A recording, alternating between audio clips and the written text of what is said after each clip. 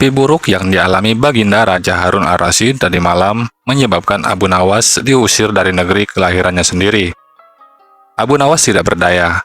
Bagaimanapun, dia harus segera menyingkir meninggalkan negerinya tercinta hanya karena mimpi. Masih jelas terngiang-ngiang kata-kata Baginda Raja di telinga Abu Nawas. Tadi malam aku bermimpi bertemu dengan seorang laki-laki tua. Ia mengenakan jubah putih.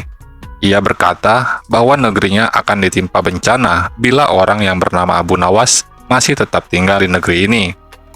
Ia harus diusir dari negeri ini sebab orang itu membawa kesialan.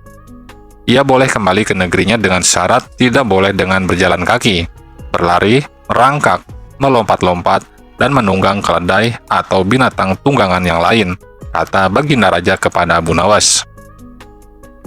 Akhirnya dengan bekal yang diperkirakan cukup, Abu Nawas pun mulai meninggalkan rumah dan istrinya. Istri Abu Nawas hanya bisa mengiringi kepergian suaminya dengan derayan air mata. Sudah 2 hari penuh Abu Nawas mengendarai keledainya. Bekal yang dibawanya mulai menipis. Abu Nawas tidak terlalu meratapi pengusiran dirinya dengan kesedihan yang terlalu mendalam.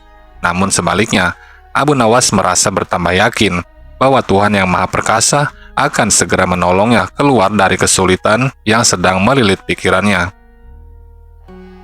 Bukankah tiada seorang teman pun yang lebih baik daripada Allah dalam saat-saat seperti itu? Pikir Abu Nawas di dalam hati. Setelah beberapa hari Abu Nawas berada di negeri orang, dia mulai diserang rasa rindu yang menyayat-nyayat hatinya yang paling dalam. Rasa rindu itu makin lama makin menderu-deru seperti dinginnya jam harir, sulit untuk dibendung. Memang tak ada jalan keluar yang lebih baik daripada berpikir. Apakah dengan akal harus melepaskan diri? Apakah aku akan meminta bantuan orang lain dengan cara menggendongku dari negeri ini sampai ke istana Baginda? Tidak akan ada seorang pun yang sanggup melakukannya.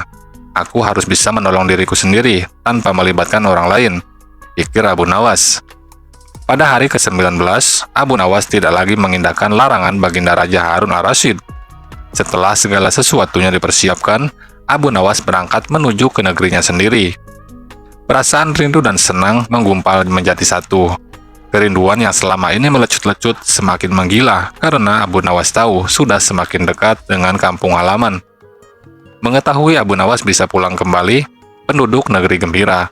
Desas-desus tentang kembalinya Abu Nawas segera menyebar secepat bau semerbak bunga yang menyerbu hidung. Kabar kepulangan Abu Nawas juga sampai ke telinga Baginda Raja Harun ar-Rasyid. Baginda juga merasa gembira mendengar berita itu, tetapi dengan alasan yang sama sekali berbeda. Rakyat gembira melihat Abu Nawas pulang kembali karena mereka mencintainya. Sedangkan Baginda Raja gembira mendengar Abu Nawas pulang kembali karena beliau merasa yakin kali ini pasti Abu Nawas tidak akan bisa mengelak dari hukuman. Namun Baginda amat kecewa dan merasa terpukul melihat cara Abu Nawas pulang ke negerinya. Baginda sama sekali tidak pernah membayangkan kalau Abu Nawas ternyata pulang dengan cara bergelayut di bawah perut keledai, sehingga Abu Nawas terlepas dari sanksi hukuman yang akan dijatuhkan karena memang tidak bisa dikatakan telah melanggar larangan Baginda Raja, karena Abu Nawas tidak mengendarai keledai.